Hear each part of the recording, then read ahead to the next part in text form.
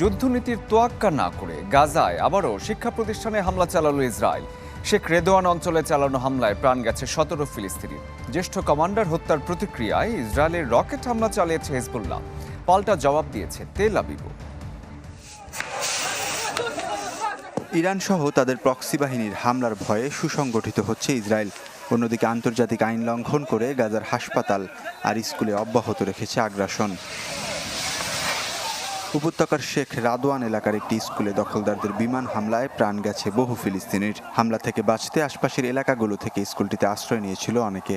তেল আবিবের অভিযোগ, অস্ত্র তৈরি সহ হামাসের কমান্ড সেন্টার হিসেবে ব্যবহার হতো স্কুলটি। যদিও এসব অভিযোগ অস্বীকার করেছে ফিলিস্তিনের স্বাধীনতাকামী গোষ্ঠী হামাস। গেল 10 মাসে দখলদাররা গাজা ও পশ্চিম তীরের স্বাস্থ্যসেবা খাতে 1000-এর বেশি হামলা চালিয়েছে বলে জানিয়েছে ফিজিশিয়ান ফর হিউম্যান রাইটস।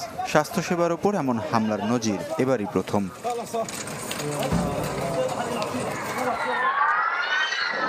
চলমান ঘটনা প্রবাহে যে কোনো সময় হিজবুল্লাহর সাথে পুরো মাত্রায় যুদ্ধে জড়িয়ে পড়তে পারে ইসরায়েল।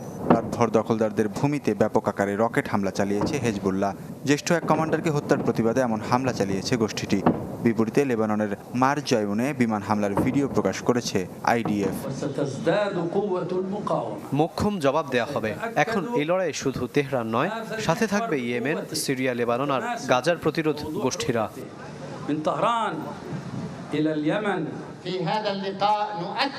দুই মহান নেতাকে হারিয়ে প্রতিশোধের জন্য মরিয়া হয়ে আছি আমরা। নিজেদের লক্ষ্য থেকে সরে যাব না। ইসরায়েল যতই হত্যাযজ্ঞ চালাক, আমরা পিছু হটব না।